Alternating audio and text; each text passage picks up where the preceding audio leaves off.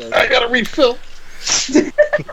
Hello and welcome to Around the Lens, episode 155, the last episode of the year. Let's toast to that, shall we? Guests, please raise your glasses into the view of the camera. Everybody okay? And toast to the final episode of 2018. Woo! Oh yeah. All right, we've got a great crew on here tonight to talk about all things visual journalism. But before we get into that, of course, I have to introduce my co-hosts, Zach Roberts. Hello, Zach. Hello. How goes it? Goes well. And, of course, our newest co-host. I'll stop doing that after a while. Travis Keys. 2019. 2019, you'll no longer be. Yeah. Or when we get the next person. Happy holidays. Happy holidays. By the way, who won in the fight? Which fight? The Ultimate Fighting Championship. I saw in the. Did you see that in the background? I did see that in the background.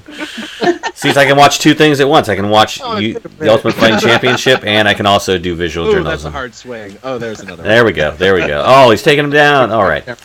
They should do like a visual journalism Ultimate Fighting Championship mashup thing. You know, like that chess boxing thing. I think that'd be pretty neat. Yeah.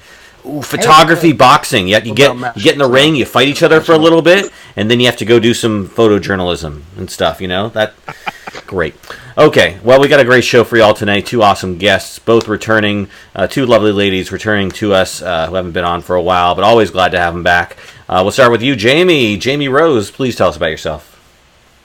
I'm Jamie Rose. I am obviously best friends with Michelle McLoughlin, the only reason why we can't be on this show separately. And contractually obligated to be on the show together. I'm the co-owner of Momenta Group, which owns Momenta Workshops and Momenta Creative. We specialize in visual communications for nonprofit and for-profit clients, and we do training programs around the world for journalists who want to expand their business options by learning nonprofit photography, travel documentary, different types of training programs like that. Great. What be up to since the last time we had you on? I have been traveling so much this year. I just got back from the Miami Street Photography Festival, which was awesome. It was so great. There were like such incredible speakers. I'll put them in the show notes. They were just, all the speakers were incredible. The presentations were so good. It was a real honor to speak at that. And Michelle, can I say it, Michelle? Yes, you can say it. Okay. And so I just learned today that I will be one of the speakers at the Northern Short Course this year for the NPPA. So I will see you all in Jersey. And so we've got a really busy year coming up, and I've been doing a lot of traveling, a lot of speaking. I guess the coolest thing that happened to me this year, besides going to Bali for work, which was awesome because I think I'd just come back the last time I did the show, but is we had our Puerto Rico workshop this year, and it was incredible. We worked with, I think, 10 different nonprofits. We had students from all around the world. Truly the nicest nonprofits we've ever worked with. I'll just tell you guys one quick story. On the last day, we have like a big slideshow where we present all the work to like all of the nonprofits, and we invite photographers and everything. And every nonprofit started showing up, and they had like gift bags with them. And I thought, like, are you guys going to a party afterwards?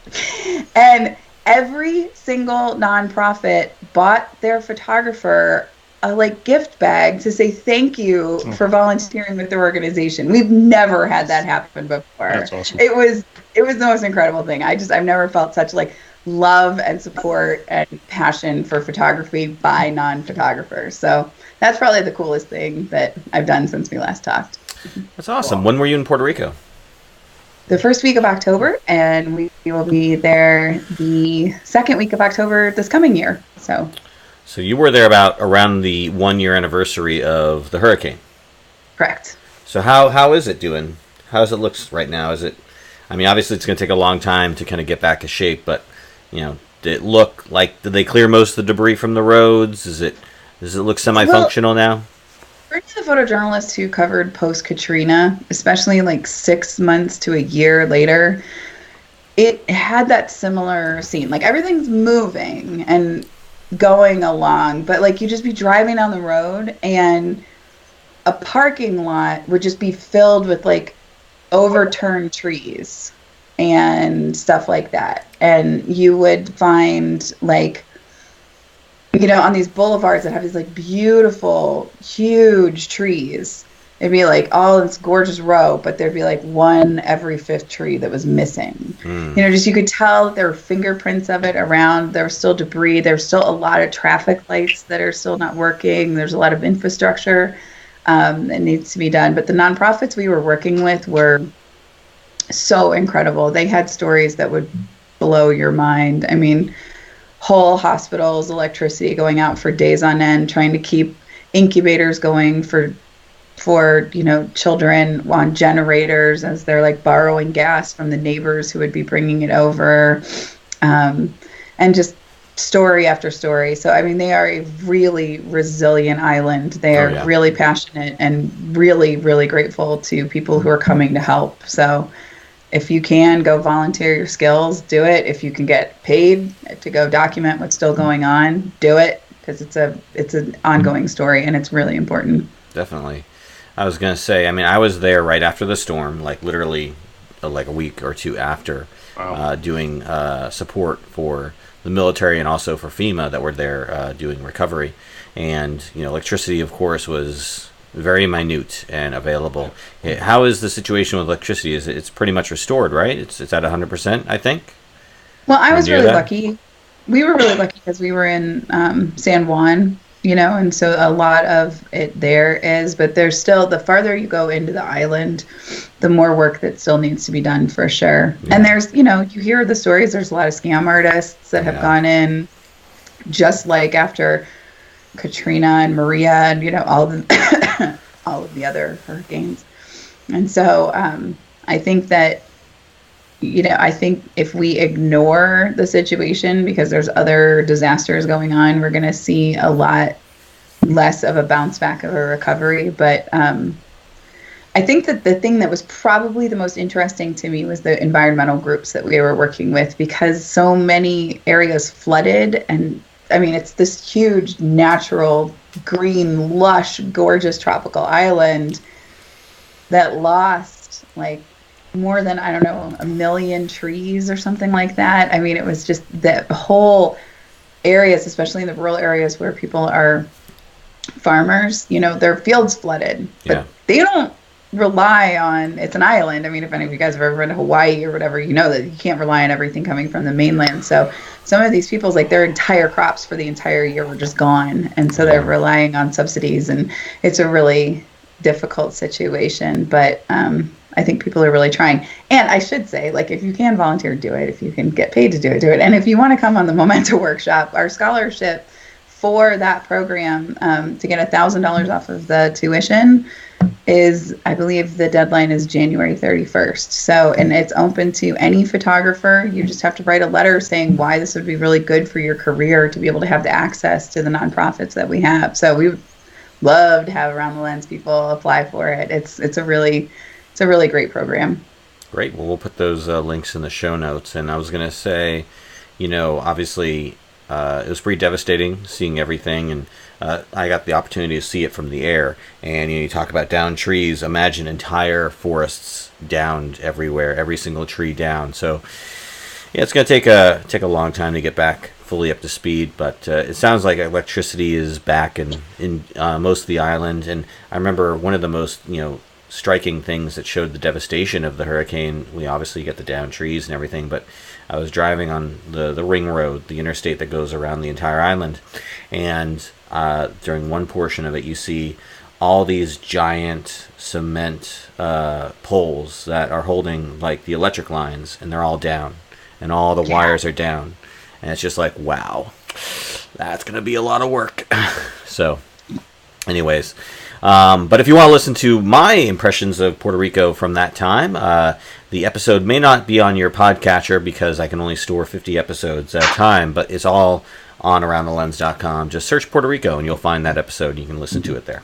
But let's introduce our other guest this week. You already mentioned her name, Michelle McLoughlin. Hello, Michelle. How you doing? Hi, I'm good. I'm not quite sure how I'm going to follow Jamie. Much than I have. Yeah, yeah. You'll do fine. What you been up to since you were last on? Oh my goodness. Well, I guess I'll tell people I'm an independent photographer based out of New Haven, Connecticut, and one of the biggest things I'm doing this year is finally teaching myself video. It's frightening for an old dog like myself. And I'm back, as Jamie mentioned, the Northern Shore course. I chaired the Northern Shore course for a long time. Stepped down for 3 years, and I'm back as the interim chair this year. So I'm looking for really great speakers. Hence, Jamie's one of them coming back to us this year. We could do a live show there. Actually, that's not a bad idea. I would come up there. When is it, Northern Shore course? When is that? March 7th through 9th. The technical dates of the event are March 7th through the 9th in Iselin, New Jersey. We have an opening on the 6th, which Jamie will do for us again this year, where she talks about how to get the most out of being at a workshop, how to network, how to talk to photo editors, how not to get shitty drunk when you're at workshops and you're 20 trying to find a job. So, yeah, 3 days. We're going to have some great stuff this year, actually. John Moore is going to come speak about all of his work on the border. Then Louis Palou and Holly Pickett are going to do a lecture series. We have 6 lecture series spots. They're going to do a program this year of how to stay safe in today's society as a photographer, whether it's covering protests, whether it's going overseas, how to take care of yourself mentally, physically, and they'll show you all the tools to do that. And our biggest new thing this year is we're adding master's classes, which we've never done before. So it'll be an extra fee, but you get to sit down one-on-one. You know, the largest class will be 12 people. And one of the classes is going to be with Todd Bigelow on how to write a license from when you get the first request from the client all the way through to finalizing the negotiation. We have one of the MPPA attorneys, Alicia Calzada-Wagner. She is going to do a hands-on copyright registration. You bring your images and your credit card, and she's going to walk people through, because so many people don't know how to do it, how to register your copyright, your images. And by the end of the class, you're going to have your images registered. They will be uploaded to the copyright office, and we're going to add some like Premiere, Lightroom, some really fun hands-on. We're not going to charge a ton extra for them, but we have to pay the presenters for those because they are specialized. Well, not all of them. I'm not going to say that. So those are our big things. Other than that, I'm trying to get grant money.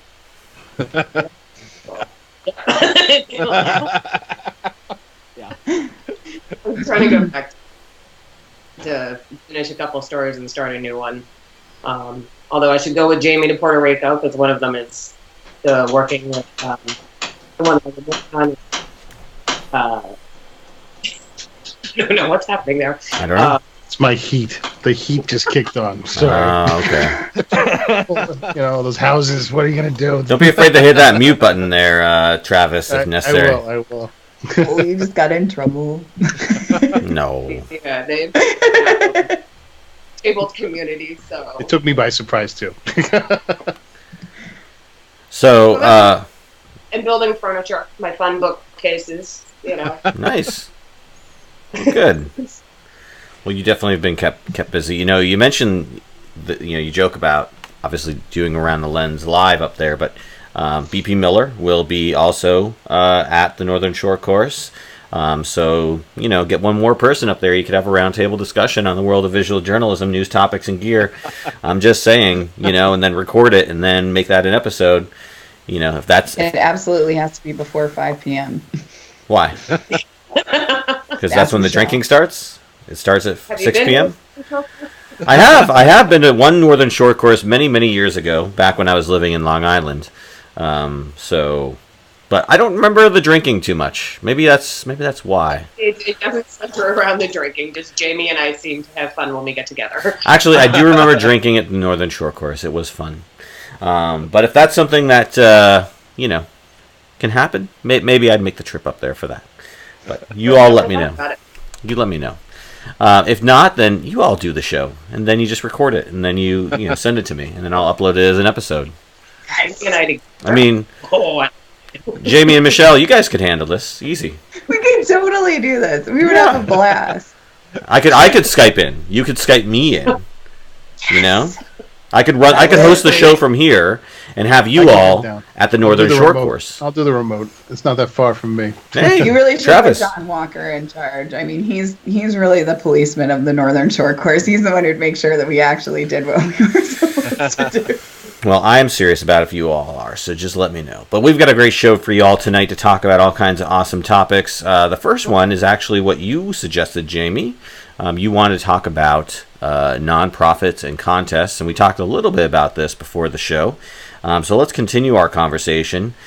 So this has sort of been an ongoing trending topic with what Zach and I have brought up in the past with regard to who is a photojournalist, who is a journalist. If you shoot photos or whatever, if you do photojournalism for the company you work for, is it really journalism because you're working for the company you're being paid for, whether that be the military or a nonprofit or a company like Sony or something. You can shoot in a journalistic style. So that plays a role, obviously in terms of whether or not you're considered an actual photojournalist, and also plays into contests. So I'm going to throw it over to you, Jamie, to continue the conversation. Well, I kind of meant the topics to be separate, but I think they can be combined together. Okay. I mean, however you want to bring it up, Jamie, it's yours. You take it from here. I'm just going to mute my mic, and you get the show.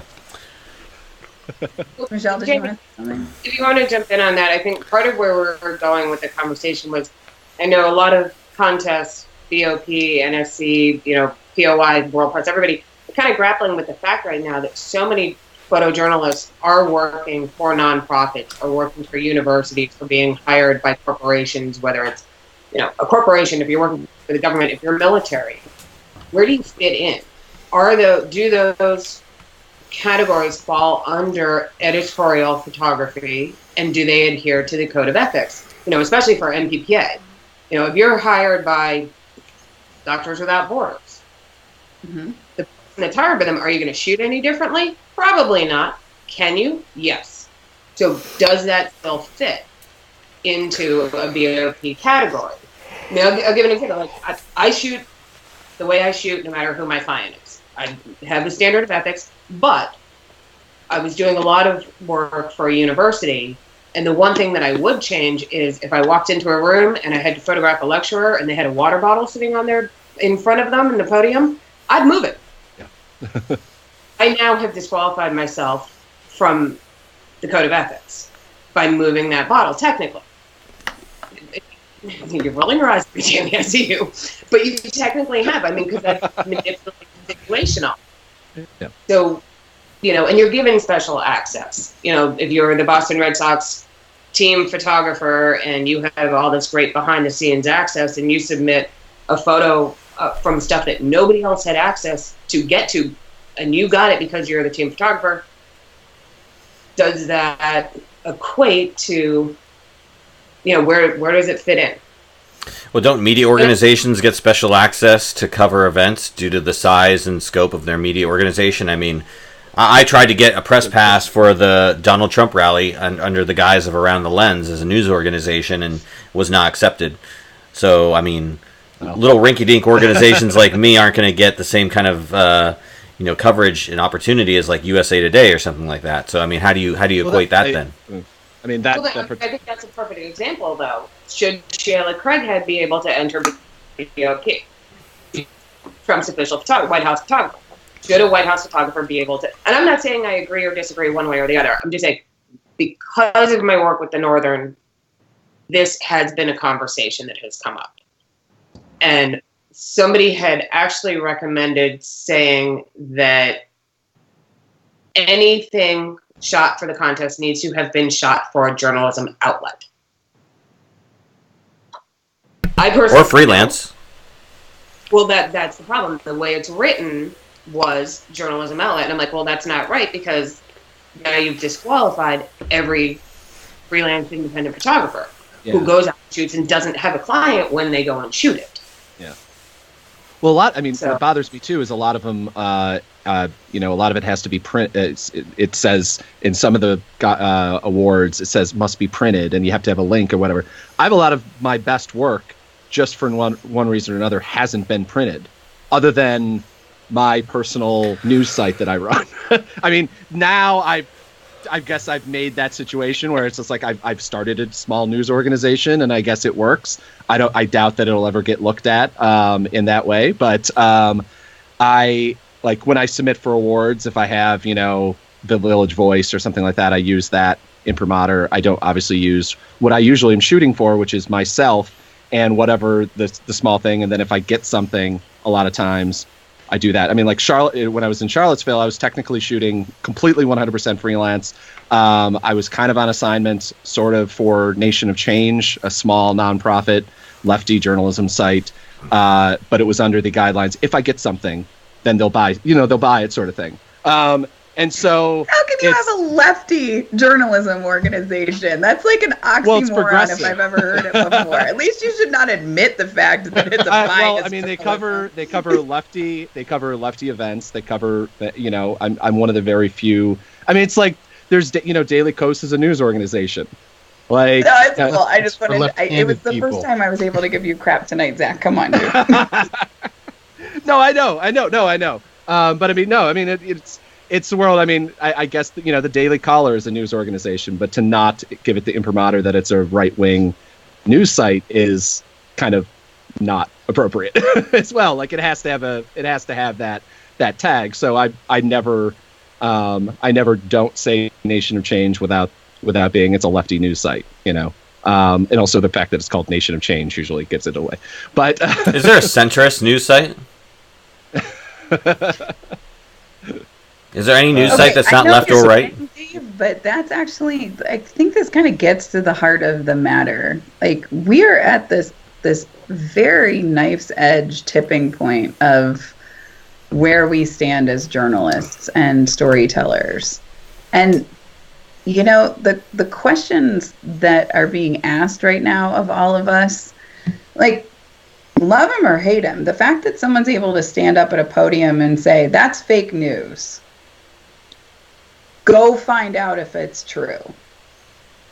We shouldn't be in a position where when people go and look deep into the facts, they realize, oh my God, that major news outlet didn't even have the backing to publish it. We're just in this crazy 24-hour news cycle, and they're just putting through everything, and then come to find out it was an unidentified source or whatever. I mean, if we do a search just for the words unidentified source in the White House, I mean, it's embarrassing how many articles are written like that. It wasn't like that 10 years ago. So we have to decide as media providers what the concept of truth in media is. And, if you say, like, what's a centrist publication or not, okay, so fine, I can go to Epoch Times, or I can go to NPR, or I can go to the Nation of Change or whatever, and I can go and I can get myself a press pass and I can write whatever the hell I want.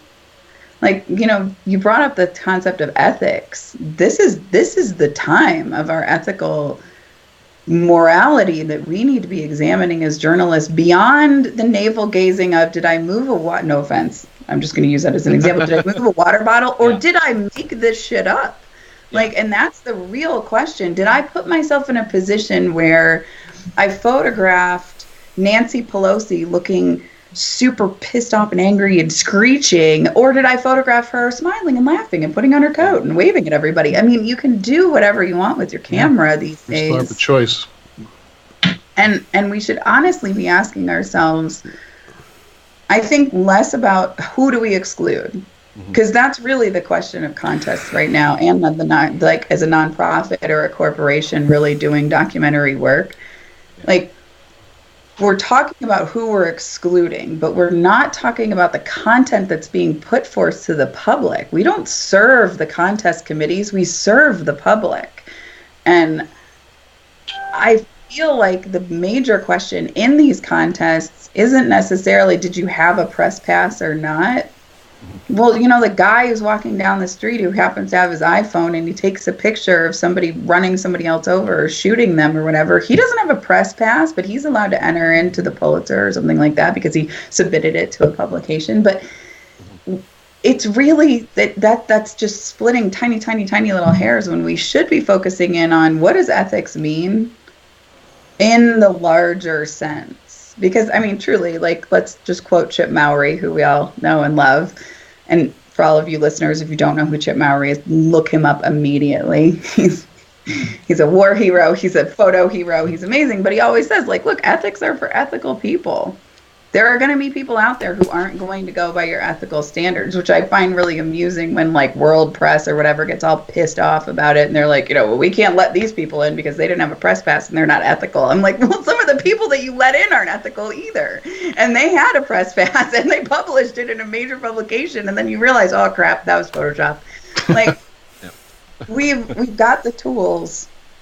We have the capability, but we need the dialogue to expand beyond who are we going to exclude in this year's contest this year because we don't like the fact that they publish it for a particular reason.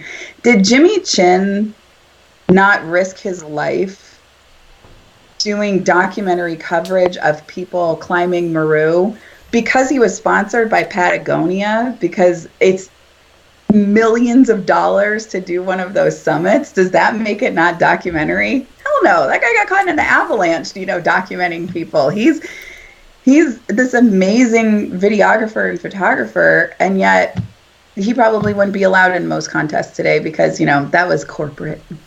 Like, and who's going to pay for it if not Patagonia? It's not like suddenly the New York Times is like, it'd be amazing. We should do this summit of Meru with these 3 guys who are going to risk their lives and see if they can do it. And we're going to give you guys 2 chances, not just 1, but 2 to go climb this mountain. I'm sorry, I'm ruining the plot of Meru, but if you haven't seen it, you definitely should. I saw Everest. That was a good movie. We've got to, I think, take the conversation back 2 steps from what's worthy because it's pretty, and somebody said that there was this ethical code of conduct. I mean, the top ethical code for doctors is do no harm. Like, our top thing should be tell the truth. And who cares if you're telling the truth for Doctors Without Borders or UNICEF, because they're the only people that have the access to get into the refugee camps. Or from somebody who works with nonprofits constantly in our workshops, they're the only people who still care. Yeah. 2 media outlets. I had 2 photographers who had the most incredible work from Puerto Rico. 2 media outlets said, it's just been a year and you guys aren't going on the exact date of the day that the hurricane landed. So it's not really news if you're going a week later. I'm sorry, we can't publish it. Like, what? Yeah. It's still news if people are starving. It's still news if people are dying. It's still news. And sometimes the nonprofits and the corporations are the only ones who are going there. So unless the New York Times wants to shell out a bunch of money to keep the stories that are in the newspaper on the front page, instead of talking about what the hell Melania wore, what? Sorry. I'm like, not tweeting correctly and auto-correcting her name. What the First Lady wore to, her last thing, or whether Meghan Markle hugged her bump in a weird way. Like, how is that front page news? At least on the front page of UNICEF, you're going to learn something. That's my take.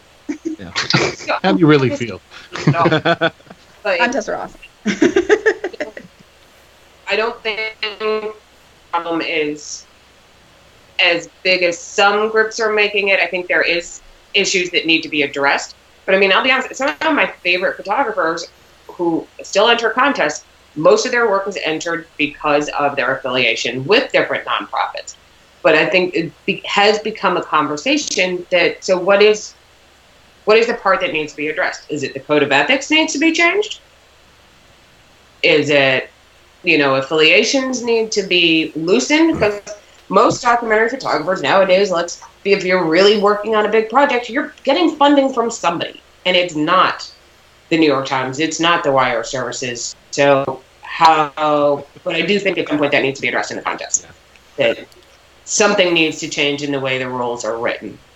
But in terms of contests in general, I think, it makes sense. If you're the World Press Organization, you venerate and lift up the press and show what the pressed photos of the world, what actually ran in the media, and you show people that this is what you should achieve in media publications. I'm all for that. I think that that's fine. I think that if you're the National Press Photographers Association and you say that, we have decided that it needs to either be a major media event that, was something, or it had to be published by a press association, okay, that makes sense. I'm sorry, if you're the White House News Photographers Association, then, okay, it's got to be somebody who's a member. Like, all of that makes a lot of sense. But when it comes down to, there's got to be, and I mean, we're not really breaking news here on Around the Lens, but we're not. Well, this isn't breaking news because I've told people this before, but I guess this is the first time it's been recorded. So here you go, Dave. Scoop. So Momenta. But what's breaking news nowadays? Every See the there's lower breaking third news, pop it's up. not Come on, breaking news anymore. get the Wolf Used to Blitzer mean breaking something. news. Yeah, can we please have a banner? Yeah, We don't have graphics. Can I fill up my situation room behind me? Holographs. Yeah. Momenta started the founders of Momenta got together with other people in the media, and we started a nonprofit association called Wildfire Media. And in 2019, Wildfire Media will be announcing the Wildfire Awards for Excellence in Documentary.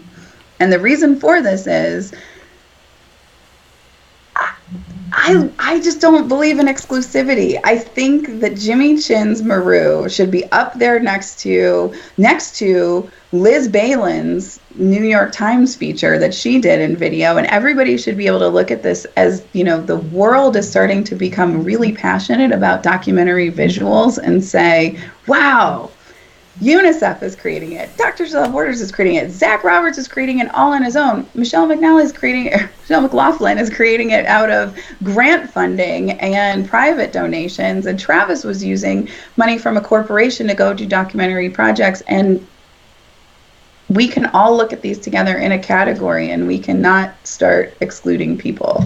And so part of the reason for the Wildfire Documentary Excellence Awards is because there's great stuff out there, and I've never been able to find a contest where all of those can live under the same roof and serve the public with the purpose of documentary, which is education. And so I think when we look at editorial, when we look at documentary, when we look at news and photojournalism, and somebody even asked on our private Momenta alumni Facebook group this week, what's the difference between documentary and photojournalism? And a big discussion ensued, and it should, and it's good that this discussion goes forward. But each purpose of editorial, storytelling, photojournalism, photo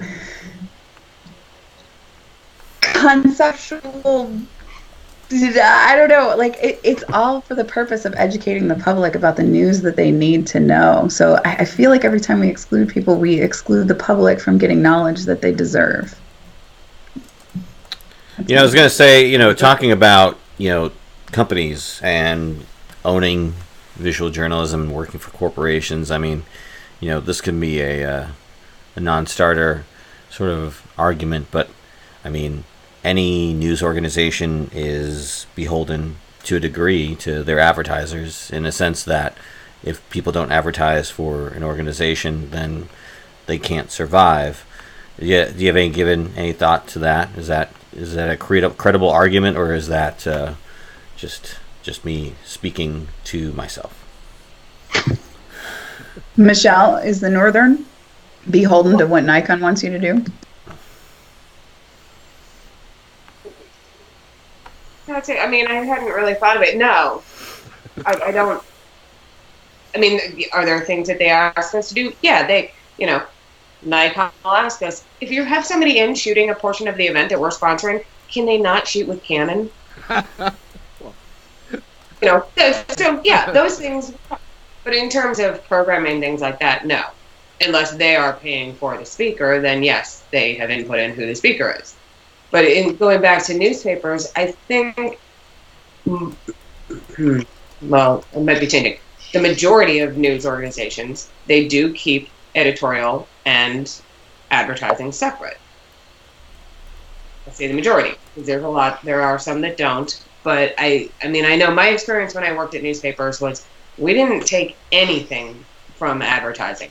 If somebody from advertising came down to editorial, they were walked right back out. They were told not to talk to photo, because they'd try and come down and be like, oh, a new business opened. I'd really want to get an account with them. Can you go maybe take some photos? And, my managing editor would be like, get out. Don't talk to my photographers. So I think it's, I think the public's pretty smart though too, because I subscribe to, as we talked about before, like a god awful amount of newsletters. I actually just had to start a URL or a email address just for newsletters, but in them, every morning I read, and a lot of times they'll say, like if you're reading The Skim, they might say like, here's Google News that's happening, and then there's like a little italicized thing that says The Skim was, received partial funding for our startup with, from Google support or foundation or whatever it is. I think it's difficult in today's day and age to avoid media sponsorship, but I think as long as it's looked at with a skeptical eye. But again, like Nikon, Nikon, for example, they have their Nikon Pro team that's going out using Nikon gear, photographing like just incredible stuff. I mean, absolutely incredible stuff. Their pro team, their, what do they call the Nikon? Professional services? Elite photographers, like, Canon has their chasers of light or whatever. And so like, like the Nikon professional photographers who are out there are shooting this stuff. Now they know they're going to be giving it to Nikon to put on their website or whatever because Nikon's giving them equipment. But does that mean that Joe McNally isn't ethical when he's photographing his stuff because he knows he's got free gear from Nikon? Like, I don't think that that's necessarily going through somebody's head when they click the shutter. If you look at 99% of the Nikon ambassadors, the Canon Explorer lights, the Sony Alphas, they are not editorial photographers. The majority of them are corporate photographers, they're wedding photographers, they're nature. Travel. Because editorial photographers, we are nothing to their budgets. We don't have money. And they'll tell you that. We love to play with you guys, we'll come to your conferences, but really, you're cheap. We're also controversial, which is a problem. We can be. So with Joe McNally, when was the last time Joe shot editorial? He may shoot magazine because he's hired to, but he's not shooting news. He's one of the best photographers in the world, but he's not going to a news event to cover, Well, yeah, I don't think he's covering your local Starbucks opening or whatever. But what are your thoughts about completely independent organizations like Patreon where you're solely funded by the people who want to fund you? There's no corporate entity, there's no nothing. It's just, I want to support a creator, and I am going to invest directly into them. Like crowdfunding in general, you mean? Well, crowdfunding, but not for just one project, for an ongoing basis, which is the nature of Patreon, which is monthly or regular regular supporting. Like we have a Patreon to support this channel with $1 in it. That's all we need to support the channel. $1 a month. It pays Zach's salary, and it pays Travis's salary, and Ron and my salary. We each get a quarter a month. But we get that paid out at the end when we get $200. So once we get that, then you guys get paid out. But again, I mean, I think that's an interesting platform. I see a lot of creators nowadays. I watch a lot of YouTube, and I see a lot of creators who are completely independent. They're not ad supported. They're nothing. They're just completely supported by Patreon. And I think that's interesting because I think that lends you a level of independence heretofore really not seen in modern times. I mean, you have organizations like NPR or National Public Radio. They're partially supported by their supporters by the patrons who pay the money, but they also have corporate sponsors. To be completely non-sponsored and be able to do whatever you want to do, I think is pretty neat. But again, even then, you're beholden to the people who pay your Patreon. So, it may not be direct like, oh, Nikon is supporting me, but if this group of people decide you're not creating the kind of content they want, well, they're going to go someplace else. So, but that's a kind of a sticky wicket, though, because it's not like anybody wants to talk about. Well, like, just take, for example, the drug research industry, right? Like, who's going to research? Everyone wants to research cancer. But what about that random disease that only affects 1 in 100 million people? Only 5 people a year die from it. Well, if nobody really cares about it, then I guess it's like, well, all right, those 5 people don't count. And I think that is where news can also suffer from this kind of mentality of, as long as, because I mean, look, we've seen it, right? Sports and entertainment, they're making tons of money right now. Everybody wants to know if Meghan Markle held her baby bump with her left or her right hand and what hat she wore yesterday, but like nobody really is, paying attention to, is eminent domain coming and taking over, an entire neighborhood in a town to put a pipeline through until it makes it to the Supreme Court or something like that. So we need to make sure popularity doesn't trump the quest and importance of truth in media. So I think a complete privatization of media is actually what gets us to like Wall-E. Yeah. Well, you also have this problem where a lot of times the people whose stories need to be covered can't afford to donate. So when you end up. I work for a nonprofit. I work for a nonprofit as well. The Palace Investigative Fund. It's funded by tons of small donors for the most part, and then occasionally we get larger foundation grants and things like that from the Park Foundation or whatever. But for the most part, we sell $40 DVDs like PBS does, and my boss signs them, and that's how we make a lot of our. That's how I get paid for the most part. And what we see, though, I always use this one example, is that in the lead up in 2008, we had a massive, for at least for a small nonprofit, we had a 70,000 or 100,000 email list. Just one. This is just 4 people like doing journalism, and we were raising a couple $100,000 that year, lead up to the election. We did all these things, and then 3 months after the election and Obama was elected, my boss wrote a piece questioning the fact that Larry Summers was a good choice for Obama's Economic Council. We lost 30%, and it was about 40% of our email list in 72 hours. Wow. Because that was the devotion. We're journalists, not fans of Obama or fans of Bush or McCain or whoever.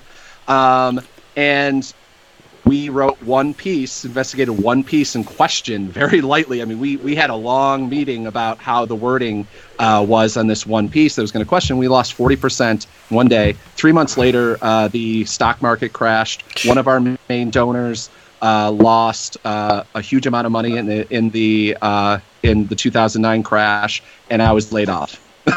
So they went down to a 2-person staff, and I haven't been full time since.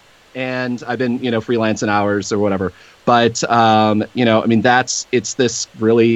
it changed the way that we look at our model now. Is that we do go for larger one-time donation funding, because you write about the wrong person. And you have bases that worship these people, whether it be Obama or Trump, and you write the wrong article about somebody, and you'll lose that support in a heartbeat. And that's something that I know that a lot of or it ends up being a large corporate donor. You write the wrong thing about a guy, and they'll sue you. Like Gawker saw that. And digital's now saying, the Chicagoist, the entire IST network saw that, or DNA Info saw that, where one guy bought DNA Info, they wrote some articles they didn't like and tried to unionize. The guy shut down every publication in one day across the country, and several hundred people lost their jobs in 24 hours because of one person's dislike. And so I don't know where, basically to me, it's like it has to be some weird combo. BuzzFeed's taking donations now. I don't know if you saw at the bottom of their articles, they have a please support us in a monthly way. You can donate $5 or whatever, which is mind-blowing.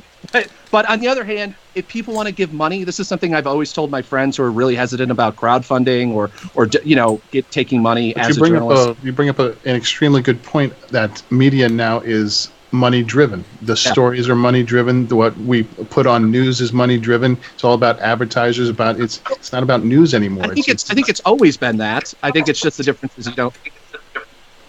But there's a group trying to change that. Have you guys read everything about The Correspondent? Mm-hmm. Okay, they're a Dutch news organization, and everything essentially is paid for by people.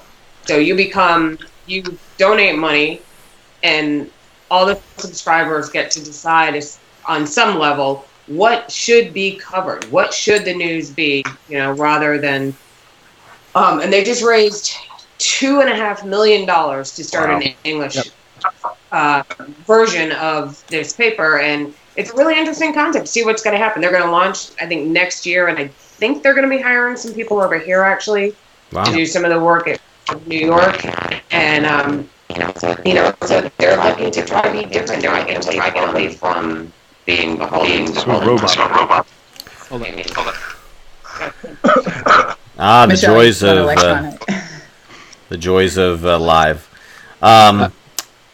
Let's talk about media organizations for a bit, because I think media organizations will like this latest bit of news. Essentially, I want to say one thing really quickly. You killed my transition. About the original topic, which was like contests. Yeah. Because Travis, I think you're right. When we're talking about photo contests, one of the things that absolutely slays me is when people get so indignant about a contest charging for entries. They're like, how dare they? I can't believe you have to pay for this. And the thing is that everything costs money. Like for Michelle to fly people in from all around the country, to pay for their food, to pay for their hotel rooms, to have John Moore come in and wow the audience and have Louis Palou be able to tell people, or, Finbar O'Reilly, the last time I spoke, was speaking next to me, and he had a room full of like 400 people, and they were super loud, and I was talking about something boring. And I mean, he costs money. This all costs money, and I think there are good contests and bad contests, just like everything else. And certainly, you can. It's sometimes easier to find out some of the good contests because they have a track record and they have an ethics, and they have a panelist and stuff like that. It's these contests that sucker people out of money that are popularity contests. Like get your friends to hit like and hit just like. There's so many of these little scams out there. That's the ones that drive me crazy. Jamie, I'm glad you brought this up because this, I was allowed to hide for a second. For speakers, just running a contest, somebody needs to create that database. Somebody needs to create the system to accept the entries. Somebody has to monitor it, especially on the last day when the system crashes because everybody's entering at the last minute. We got to bring in judges. You got to feed and water them. They don't get paid. The judges don't get paid, but they have to be brought in. They have to be fed. Awards have to be printed. Awards have to be made. And it's like, it drives me nuts when people are like, why do you charge $45? I'm like, because I'm only charging $30 for you to come to the reception that's costing me $90 to have you there. So guess what? Part of that's offsetting that as well as this. And like the MPPA just with BOP, sorry, I sound like a freaking MPPA commercial tonight, and I'm not pro I did actually rejoin as we were talking about it. So I am once, because they had a discount going through the end of the year. So I'm an MPPA member again. Wow, congratulations. It's starting to charge this year if you are not a member. If you're a member, it's still free. If you're not a member, it's $75. But they're running a membership special for the end of the year. So as long as you pay your dues. Who was that's running a special? National Photographers Association. Oh, that's fantastic. Is there someone, Alex Garcia, there? As long as you register before you enter for BOP, you'll get the free. But like CPS has joined up with them now, and you get 20% off your CPS renewal and all that good stuff. So, and this just hit out the other day. They put the release out, and I haven't been following what the reaction is because really that's William Schneider's deal now. He can deal with that, but I know that there has been some criticism from people saying, well, I'm not going to pay to enter. Well, why are you entering when you're not a member anyhow? I mean, like, if you're that upset about it, if you want to enter the contest that badly, then become a part of the organization, because somebody's got to pay to do this stuff. Somebody has to pay to bring judges in for a week. And so there's my take on. There you go. Speaking of transitions, David, did you have one? I want to start the regional photography press photography association, then compete with the national, or I want to do the international press photography. You know, I will sign up for the Press Photographers Association once they sponsor this show, which I've asked for multiple times if they'd like to sponsor it, and I never got a response back. Why won't they respond back to me? I will take a no. I can take. For national. What's that? I feel like that's a question for national. You can't live out the country, so I'm just saying you might have better luck by going to AtL. She's in England. Okay. She might have that international pull. So, Dave, are we supposed to talk about copyright? I guess, if we want to. Well, you know, again, we talk about media organizations, and I thought, okay, well, here's a good thing in terms of if you're a freelancer or if you're somebody who, you know, values the, you know, and Zach can probably talk to this, because, you know, again, this is about a large media organization or any organization taking your work without, you know, publishing it without your permission, and essentially goes to the heart of what we do with regard to copyright. And so in this case, there was Donald Trump was at his, let's see here, New Jersey Bedminster estate or whatever, his club or whatever he gets out over there, and he's crashing a wedding, and somebody takes a photo with their phone, and he shares it with the person he took it with, and then that person shares it with somebody else, and it goes viral, yada, yada, yada. Next thing you know, it's on Esquire. They didn't ask for permission to use it, and now he's got a lawyer who's going around and collecting damages and whatnot for this photograph. And of course, the Esquire is making the ludicrous argument that they can use it for because it's out there in the public already. And I'm like, oh, God. Anyways, so the good news is that, you know, ultimately they're getting their comeuppance, and, you know, this guy is getting paid for his work, which is, you know, great. And I think it's a testament to all of us who do work and, you know, see it out there or, you know, take their stuff. So I'll throw it to you, Zach, because you're going through this kind of thing right now. First, I have to. I suppose I should probably declare that one of Otto's lawyers is a lawyer that represents me.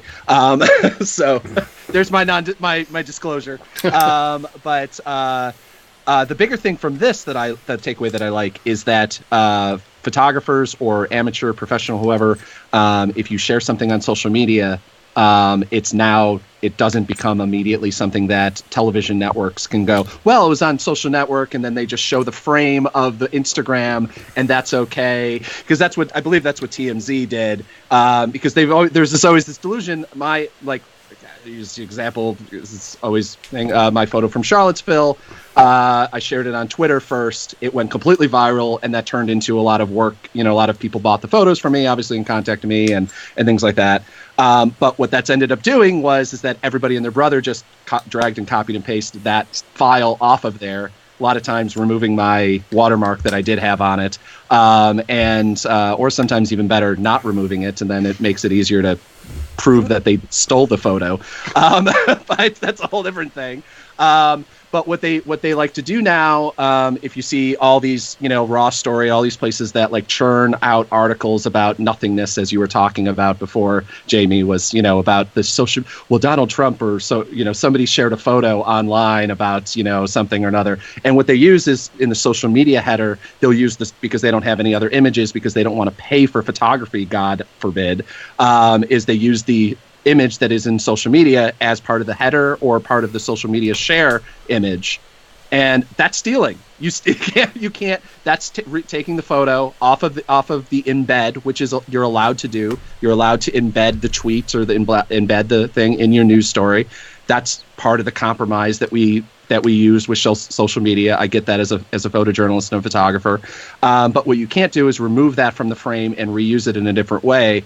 And to an extent that this is what this lawsuit is dealing with, which is something that's fantastic, because we've had a bunch of these lawsuits before that either have gone nowhere or kind of the judges don't, because again, judges don't, for the most part, understand social media. They don't understand sharing and what copyright in that way is, I've found. And so this is a fantastic precedent that now we can share images and feel at least it's a big case, and it's a good amount of money that hopefully this is a hope, that news organizations will look at this and go, oh, maybe we shouldn't just drag and copy and paste that image from there. Maybe we should contact that person and go, can we, we'll at least do the attempt that, every local news station does. Can we use your image for all perpetuity on all platforms for NBC local and national news? That I'm sure every single person who's ever shared a viral image has gotten at least a dozen of those. And at least they'll do that before, as opposed to stealing it outright. And to every single person who has a viral image, I say, at least ask for money. If you get that email, if you get that message, even if you're just an amateur photographer or just a person who took a cell phone photo of the president, somebody contacts you and says, hey, can we use this image? Ask at least for $150. Like, at least ask for money. Like, at least do that. Because maybe you don't need the money or want the money from it, but what it does is it keeps the platform of everybody else in the industry from not having to expectations, oh, we can just use some crap that's on social media, because, the quality of imagery doesn't matter really that much anymore, unfortunately. Zach, let me ask you this. Yeah. Well, I was just going to ask Zach, in YouTube, you can prevent people from embedding your work and sharing, your work. You have some controls. Do you have that kind of control in other social media platforms that you're aware of? Can you stop people from doing that embedding trick to use your work in their stories? I don't think on Twitter or Instagram. On Facebook, I think you can do it in some way, but that also so many workarounds though. Yeah, I think if somebody wants to do it, well, if somebody screenshots it, that's theft. That's violating Facebook's share guidelines that we agree to when we post an image. So if somebody screenshots an image, it's even if it includes the Twitter banner and everything else, it's still stealing the work. Yeah. Right. So infringement is infringement. You'll find a way around it. Yeah. But my big question about this case, unfortunately, the first thing that came up, thank you. Crap.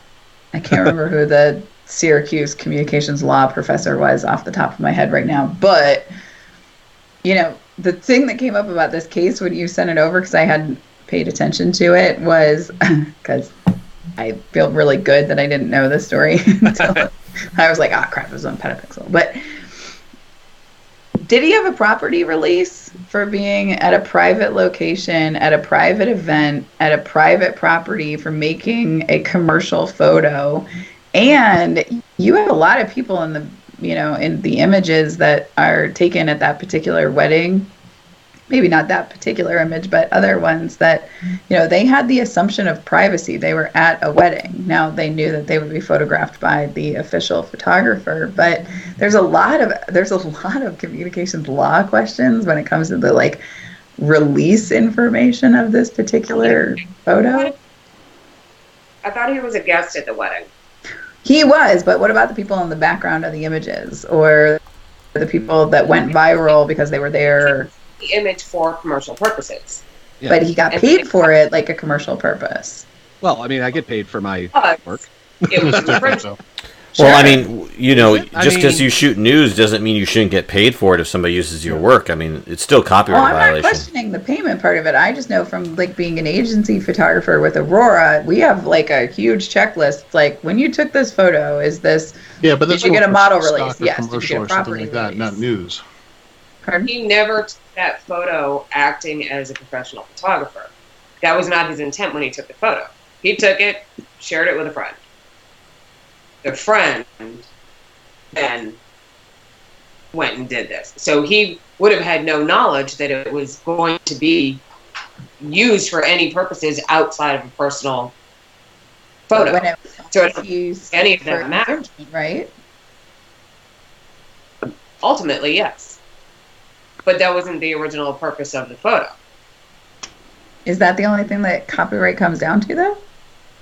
Copyright is just the right to copy someone's work. If I go out and take a photograph of a crowd of people, and someone uses that photograph, they're still violating copyright. It doesn't matter if I got the releases of all those people in that photograph or if I got the product, any of that releases don't matter. Only suing for copyright infringement, or was he also suing for damages and lost value? I guess wouldn't be lost wages, but like the ability to publish. It was copyright infringement.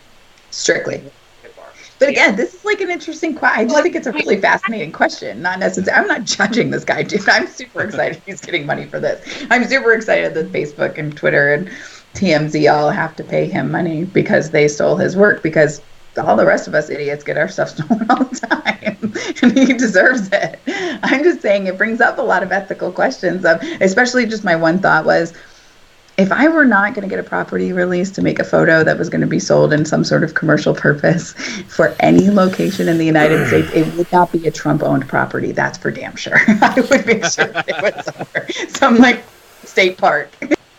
Yeah, I think if he was trying to sell this photograph to a commercial purpose, then yeah, he'd need all that stuff. Product, If he was trying to sell it for an ad campaign because somebody was wearing a dress and the dress company wanted to use that in their ad campaign, then that would require the model release and the proper release, and that's a totally different thing.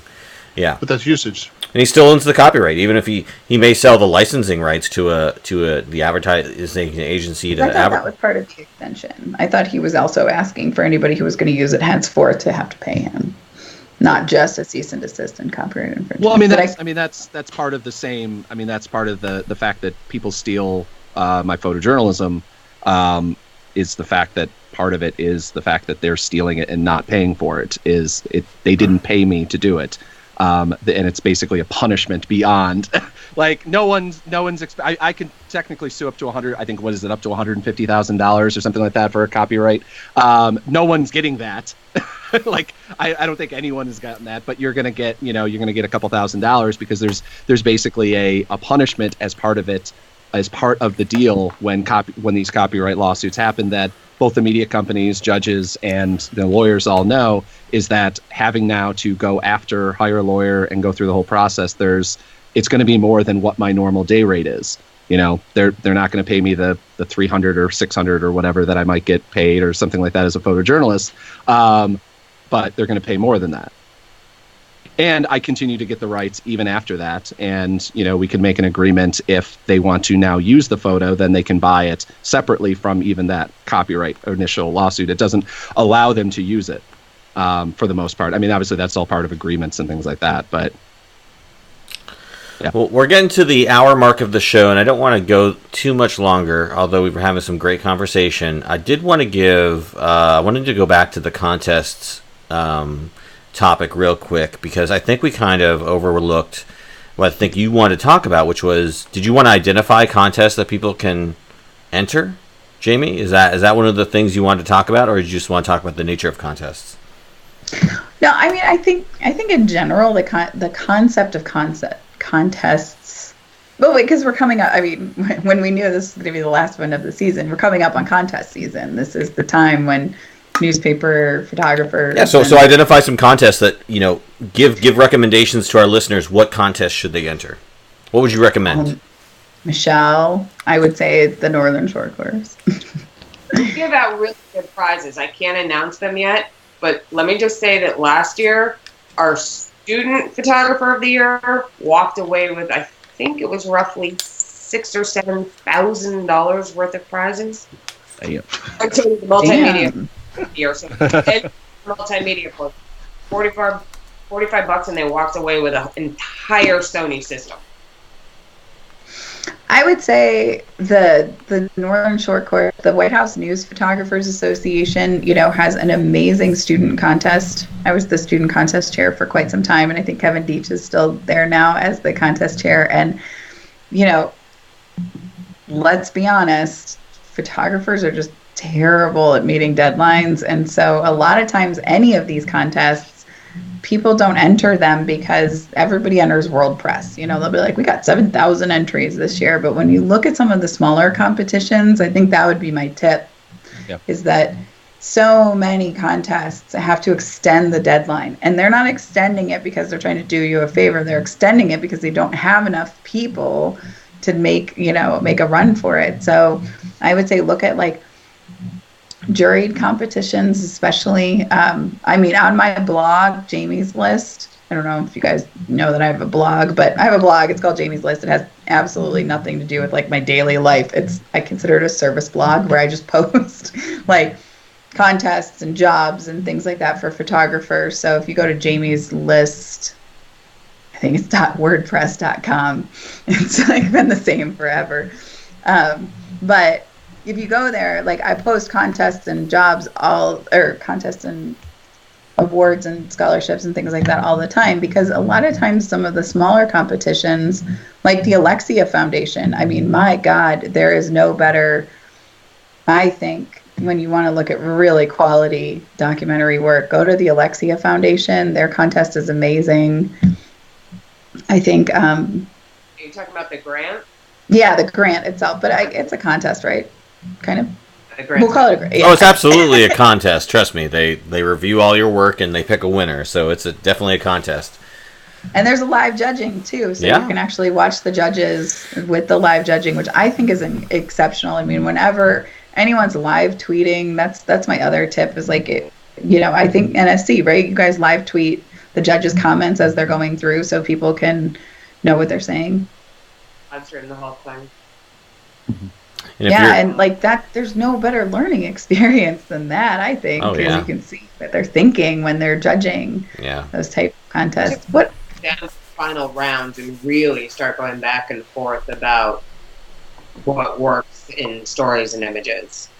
I mean, it's like watching the WHNPA judging one time when we were having the last border wars, when one of the judges, like after 12 hours of just straight fatigue, was like, if I see another border story, I'm going to gouge my eyes out. And the thing is like the next thing that came up was this totally amazing, it was in like the domestic news category, and it was this story about like cattle ranchers in Nevada or something like that, and they were like, yes, it's in, just put it in, because it's not another one of those stories. So like that taught me as a very young photographer, like, go off the beaten path, go for something that the judges aren't going to see. And I mean, I remember being a judge during the year of the like 99% protests for the student contest, and oh my God, it was like 99 Washington, 99% Seattle, San Francisco, New York. We were like, one kid came in and he had a story about his dad getting laid off during the recession, and everybody was like, what? It was a breath of fresh air. Yeah. It would have been great if somebody came in there I covered the 1%. Like, oh, thank God. Oh, how are the rich doing? Oh, good. In these hard times where they have to literally step over the protesters at Zuccotti Park. Yeah, I love that guy who ate like caviar in the middle of the protest or something like that. I remember that story. My husband pointed out this week that there was the guy who was dressed up like the Monopoly man. Yes. During the Google hearing. It was a lady actually who does that. Brilliant. Yeah, yes. The Monopoly dude. Yep. So Michelle, I have a quick question for you about contests though. Like, is there anything, because you actually run them? I haven't. I'll be able to do this next year, Dave, in December when the Wildfire Awards are done. But, sure. Like, what's the thing that people should know when they're entering more than anything? Like, get their stuff in early or proof your caption? Rules. It's not that hard. Read the rules. If it says do not put your name, don't put your name because it's getting disqualified.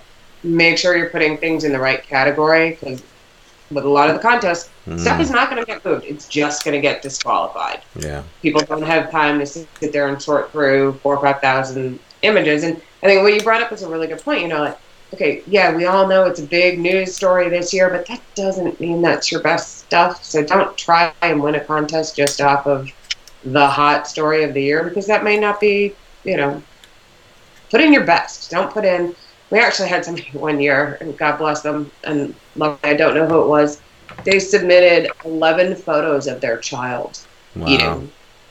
Like, not good ones. It might have ended a mistake, and I'm going, okay, you didn't edit. There's a ton of freelance photo editors out there right now, because so many have lost their jobs. Go and hire them. they will go through your contest entries and really tighten them up. Like, that's actually something I would highly recommend. I can recommend a whole bunch if anybody wants to contact me. I have a ton of them on the East Coast that are great and will do this kind of work, and they want to do this work. So read the rules, edit, all right, and copy your captions. What's that? Captions matter in contests. Yeah, they want to read them. Especially if you have a very similar story. I mean, I think that was one of the things that during judgings that I've seen before, where the judges will say, like, tell me more about what this story is. If there's two border stories, and one of them's like, here's, Jamie Rose, 41 years old from, Redmond, Oregon, who blah, blah, blah. And the other one's like, border family tries to cross. They're like out. That person didn't even care enough to talk to their subjects, let alone, put the effort in for the contest. I think that's really key. Yeah, wow, Jamie, you revealed your age. That's very taboo. Oh, I'm super proud of the fact that I made it to 41. Come on. Okay, great. That's awesome. Good for you. This is a miracle, you guys. I was just looking up, because I wanted to kind of get some more contest info. If you're looking for a photo contest, free, paid, and, there's a whole world of them, honestly. Go to photocontestdeadlines.com. I was just looking at right now, and it seems like a great site. I haven't dug into it too deeply, but it lists contests, their deadlines, and how much, whether they pay or whether they're free. So I highly recommend checking this out, because there's a ton of great free competitions out there as well, that are sponsored or whatnot. And, again, if you're trying to kind of get, if you don't have a ton of cash and you're just trying to get some recognition for your work, again, free contests exist, so take advantage of them. And then, if you do have a body of work that you think is worth it, and, you have the money to kind of blow, then, yeah, spend on those paid contests as well, by all means. I mean, there's a whole world of contests out there. I want to give a shout out to my buddy Christian Fuchs, who was the photo editor at the Washington Times. And he encouraged all the photographers at January, just put a folder on your desktop, and every time you make a picture on assignment, just dump it in there, and it's your contest folder. And then he would get to December or January, the next January, and be like, all right, let's go. We're entering Pulitzer and all this other stuff. And people would be like, I need 3 weeks off so that I could go look at my stuff. And he's like, I told you to make a folder. And the thing is that he gave me that advice. And one year I was like, this is very smart. I will do this. I will have it all segmented, and I will know what I want to do. And the people who are really organized about that come up on January and February, I think, and they really, I mean, it's not that difficult to put a folder on your desktop and just to have it be a dump folder that you put everything that could possibly be an entry in. Mm-hmm. And I think it can really help you stay organized throughout the year. And one better, put it in Dropbox. That way you have it access anywhere you are. What? Photo Shelter, thank you. Or if if you're a Lightroom ninja, you can use Lightroom to build smart folders, and you can create photo contest folders in there. Although, taking your advice, Jamie, I just created a folder on my desktop called 2019 Contest Folder. So, there you go. If I shoot anything... That's all Christian. I can't take credit for that. I'm not that organized. Learn anything tonight. There you go. Well, if I shoot anything contest-worthy, because, again, 90% of what I shoot is family stuff, so maybe I'll enter the family competition. I don't know. Well, okay, so here's one of the things that in the business skills workshops that we give for Momenta, we talk about often, which is, look for the stuff that isn't necessarily the big thing you can brag about to your friends. But I will never forget, there was a contest that was out on one of these sites like photocontest.org or whatever they are, and it was a pet photography competition. And it was for a gallery in Los Angeles. The winner got $2,000. Each person who was featured to be selected in this gallery got $2,000, and you got 50% of what the print sold for in the gallery. As well as if your print didn't sell, they would send you this gorgeous, huge, I can't remember what it was. It was a 60 by 60 or whatever it was. And if it didn't sell, they would send it to you with the frame. Thanks for trying. And I was like, this is insane. I'm going to go find a dog, because I didn't have one at the time. I'm going to go find a dog to go photograph it. So I think a lot of these, it's not just about world press. It's not Pulitzer all the time. It doesn't have to be Northern Shore course. It can sometimes be like, hey, I'm going to enter into the Santa Fe workshops, competition to win a free workshop because I want to learn about wet plate or something like that. Or I'm going to try to enter into the family photo contest for, Gerber baby because I can win $5,000 for one picture of family photos. Like, I think it's equally as important to keep yourself, competitive in lots of different areas, not just the big three. Yeah, no, absolutely. I mean, there's tons of different contests out there, favorite pet photo and, favorite kid photo and funny moment photo and stuff like that. So, yeah, no, I mean, whether you're amateur or pro, I mean, there was I was looking at the contest thing, and there's one for iPhone photography of the year. So, no limits, no limits. All right, well, we're getting to the end of our show. I want to throw an opportunity out for all of you to throw something out there if you'd like to. We'll start with you, Michelle. Is there anything you'd like to highlight or throw your own personal website out there? Well, my website's a mess right now. It's McLoughlinphotography.com. It will look better in 2019. Just put one of those GIFs of the person digging, under construction GIFs. I should put one of those on there, though. I'll just put that under construction. I have plenty of those photos from my newspaper days. Hey, there you go. No, I guess my big excitement for the next 2 weeks is that I'm switching camera systems. Ooh. What's it going to be? Panasonic, right? Sony. Going from Canon to Sony. Okay. I'm a Sony shooter. Wow. Congratulations. Questions? You should talk, because I do, yeah. I'll bring in Sony Fold. That's interesting you bring that up because, I mean, obviously we've talked about mirrorless cameras on here many times. There's Canon mirrorless. There's Nikon mirrorless. There's Sony mirrorless. There's going to be Panasonic full-frame mirrorless. But even though you're a Canon shooter, you said? I'm a Canon shooter, and for the last 2 years had planned on switching to Nikon. Wow. And but you said you're dabbling in video, right? I can shoot video. I just can't edit. So there's. Oh yeah. Yeah, that's the key. That's the skill. Right, I thought that was but one of the reasons you weren't interested in the EOS M, the Micro Four Third or the full frame mirrorless Canon? Love it. And as I said, I was waiting on the Nikon. I was going to get an 850 and mirrorless, and just it didn't feel right in my hands. And the Sony was the only one that really fit. It fit well, and so I'm. Which Sony are you getting?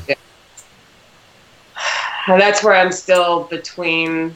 I can help with that. I'm like, okay, I kind of want this and this. I want the A9 and I want the R7R3. Mm-hmm. And then I'm like, do I need the R? Do I just get? So I'm. I have just about every one, and the one I use all the time is the A7R3. Interesting. Wow, that's what concerns me.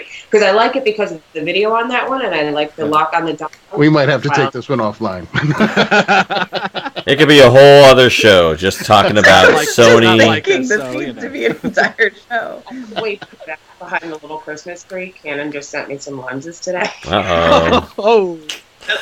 Awkward. Well, you can still use the lenses on a Sony body. They know I'm moving. Oh, they're trying to convince you to stay. Jamie, anything for us or our audience about what you're doing or where you should go to? The Momenta holiday sale is on right now, so you can get $300 off any workshop until 11:59 Pacific Standard Time, December 31st. So it's our biggest sale of the year. We only really have one, maybe two sales during the whole year. So it would be great to see any of your listeners on a Momenta workshop, and that includes also our Leica Destinations programs that we have to Romania this year and Carnival in Colombia. Wow. So go to momentaworkshops.com and check it out. See, Jamie, what you have to do is next time you come on the show, you have to come to the show with exclusive Around the Lens coupon codes. Like put in the coupon code around. You could create one off the top of your head right now. I will give any Around the Lens person a free Momenta t-shirt if they sign up. How about all right, that? there you go. On top of the discount. I have one of those. Mention that you're a Around the Lens listener at checkout and get your free T-shirt from Jamie. Okay. Personally. Can I change what I said? Because I mean, not that I really wanted to mention something. Yeah, sure. That I really should have mentioned earlier. Okay, so going back to the Northern Shore Course. We offer a scholarship every year in honor of Michael Ducille, who passed away 3 years ago now. And the deadline for entries is January 14th. And you basically just write a 300-word essay about why you deserve this scholarship to the Northern Shore Course that comes with free registration, $750 in cash to pay for your travel, hotel, whatever you want while you're there. Absolutely. You're over 20. So all the information is on the website, northernshorecourse.org, and I'd love to see some great people enter. It's Michael's wife, Nikki Khan. She is one of the judges every year. So she goes over and she looks at why people, think his work was important or why they want to work in his style work, and, being close to communities. So I'd really love to see some great people enter that this year. We've only been doing it a few years, so we're still trying to build up getting people in. It doesn't take long to enter, and $750 in free registration, that's $1,000 value right there. So wow. What about a free T-shirt? I'll get Jamie to bring a free Momentum T-shirt.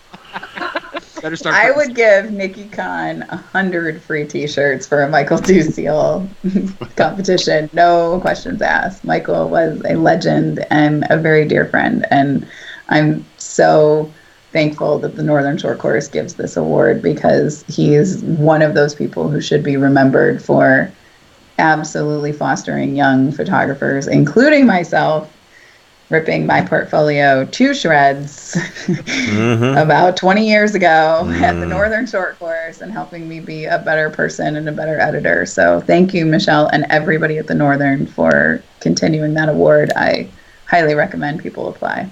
Definitely. Great. Okay. Travis, you got anything for us or our listeners? We got all kinds of fun stuff. What do you want? No. Speaking of Sony, I will be taking some Sony cameras down to Cuba in February and teaching some on-location strobe workshops. So definitely come and check us out, cameraodysseys.com, if you want to check out more on that. I'm also on the board of APA, and if you're not a member, please get in touch and find out all the wonderful things we can do with you and teach you. And we're an advocacy group that really fights for copyright and education and rights for photographers. And follow me on Instagram at TWKEYES. And next year, make sure you put on your rotation around the lens. Indeed. Every Thank week. you. Thank you. Zach, anything for us? I actually sadly don't. But I actually will. Waiting for a paycheck, and I'm definitely signing up and going to the Northern Shore course as well. So that'll be my first year there. Oh. Wait, you're going to Northern Shore course? What? So you're going to Northern Shore course? Yeah. Oh. Okay, well, guys, make the show happen. All right, I'm telling you, you're there. I was like, wait, what's the confusion here? Yeah, I'll meet you there. All right, I want to see Around the Lens from Northern Shore course, even if you have to do it in the bar with a phone. Well, that's the best time to do it. Honestly. Why don't you come too? What's that? You can come too. Maybe. If you, we'll talk about it offline. Again, it's tough for me to break away from my full-time job, but we'll see what we can do. All right, well, that's been Around the Lens. I've been your host, David J. Murphy. As always, go to aroundthelens.com for all the latest news, reviews, previews, gear, stories, anything you're looking for with regard to visual journalism. It's there, including this show. So, again, I want to thank our guest this evening. Michelle, thank you. Jamie, thank you. For Zach Roberts and Travis Keys, I am David J. Murphy. This has been Around the Lens, episode 155, and we are out.